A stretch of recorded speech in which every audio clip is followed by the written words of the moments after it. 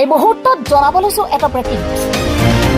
ৰূপহীহাটত ভূমিকেন্দ্ৰিক সংঘাতৰ ভয়ংকৰ পৰিণতি, মৃত্যু এজনৰ, আহত কেইবাজনো লোক। খাটোৱালৰ মহিবুৰ ৰহমানৰ পৰিয়াল আৰু হুছেইন আলীৰ পৰিয়ালৰ মাজত প্ৰচণ্ড মাৰপিটৰ ঘটনা। ভূমিকেন্দ্ৰিক সংঘাতত নিহত হয় হাতেম আলী নামৰ এজন লোক, আহত 5জনকৈ। মহিবুৰ ৰহমানৰ পৰিয়ালৰ আক্ৰমণত মৃত্যু হয় হুছেইন আলীৰ পৰিয়ালৰ হাতেম আলী নামৰ লোকজনৰ। দুই ফৈটৰ সংঘাতত আহত হয় ৰমজান আলী, হুছেইন আলী, মেৰাজুল হক, ইনাৰা খাতুন, আছাদ। আহত লোকসকলক ৰূপহী মডেল হস্পিটেললৈ আনে যদিও অৱস্থা অতি সংকটজনক হোৱাত উন্নত চিকিৎসাৰ বাবে নগাঁও মেডিকেল কলেজ হাস্পতাললৈ ৰেফাৰ কৰে। News desk report, UNB news. ঘৰত আহি মানে বহুত দিন ধৰি মাটি বাৰী কেচকাল চলি আছে।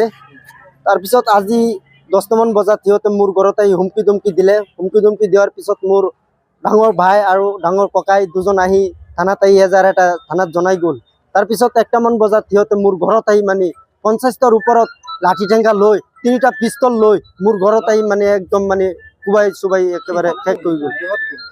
সিহঁতৰ দুসৰা মাটি বাৰী পাৰ্টি, বেলেগ পাৰ্টি। মোৰ নিজৰ মাটি, মোৰ নিজৰ নামত আছে। এইটো ইজ্জত আলী আৰু মহিবুৰ ৰহমান আৰু মানে কেইটামান আছে। এটা পাৰ্টি আছে, বহুত 50জনৰ ওপৰত মানুহ। মোৰ এজন আহত হৈছে আৰু এজন বহুত ইমাৰ্জেঞ্চি মুকলি হস্পিটেলত ৰেফাৰ দিলে। এজন মৰিলে। মেইন মানুহ দুটা, এটা ইলিয়াছ আহমেদ, এটা ইলিয়াছ আহমেদ আৰু এটা ইজ্জত আলী আৰু এটা সাজ্জাদ হোসেন। মৃত ব্যক্তিজনৰ নাম হাতেম আলী। হাতেম আলী মোৰ জেঠা হয়। আমাৰ ঘৰত আহি পেলাই কিমান দিন ধৰি মাটি বাৰী কেছ চলি আছে? এটা আমি 5 বছৰৰ পৰা চলি আছে মাটি বাৰী কেছকাল। আজি কিহৰ সূত্ৰপাতটো কেতিয়া লাগিছে? কিমান সময় ঘৰত আহি পেলাই? মোৰ ঘৰত মানে 10টামান বজাত সিহঁতে মানে মোৰ ঘৰত আহি হুমকি ধমকি দিলে। হুমকি ধমকি দিয়াৰ পিছত 2টা মানুহ আহি থানাত জনাই গ'ল। থানাত আহিছে 2টা মানুহ আহি কৈছে যে এনেকুৱা চলি আছে, আপোনালোকে যাওক। পিছত যোৱা নাই। পিছত 1টামান বজাত সিহঁতে মানে মোৰ ঘৰত আহি একেবাৰে কুবাই চুবাই একেবাৰে শেষ কৰি গ'ল। তাৰপিছত 1টামান বজাত এজন মানুহ ঢুকালে আৰু এজন মানুহ আহত হৈ আছে মুকলি হস্পিটেলত। মোৰ আহত এজন হৈছে, এজন মিত্ৰ হৈছে আৰু আহত 7জন। আজি আছে কালি নাই। আমাৰ এই মাটি জীয়াই থাকিব লাগিব। আজি 10টা বজাত বাজে, ছাৰ আমাৰ এনেকুৱা কথা, বহুত গুণ্ডা লৈ আহিছে, মাৰপিট কৰি আছে আৰু তোমালোকে গুচি যোৱা, সিহঁতৰ দলিল কৰা মাটি বোলে।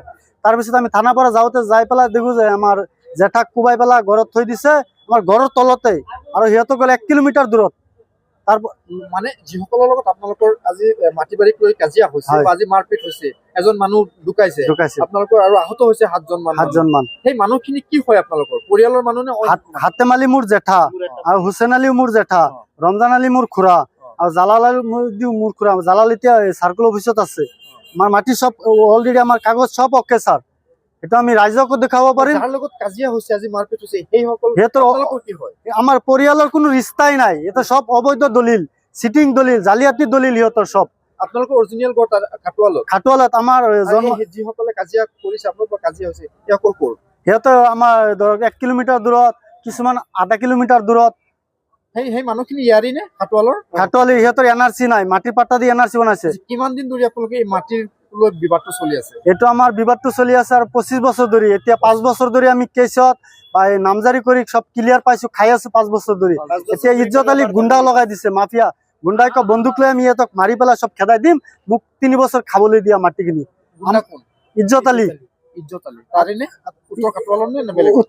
আলী গড় উত্তৰ ঘাটৰ, আমাৰ মাটিখিনি দক্ষিণ ঘাটৰ। দক্ষিণ ঘাটলৈ আহি পেলাই বন্দুক দেখা, মানুহক খেদি পেলাই আহে, মাইকী মানুহ গ'লে মাৰে। যিখিনি মাটিক লৈ কাজিয়া হৈ আছে, সেইখিনি মাটি ভোগ দখল আছে আপোনালোকৰ? আমাৰ দখলতে আছে মাটিখিনি, আৰু আমি অৰিজিনেল খেতি কৰি খাই আছো 3 বছৰ ধৰি। যেতিয়া হাতেম আলী, আমাৰ যেতিয়া CM ছাৰে যেতিয়া মাটি হেৰি কৰিব দিছে, বসুন্ধৰা কৰিব দিছে, তেতিয়া আমাৰ ফাৰ্ষ্টতে হৈ গ'ল মাটিখিনি।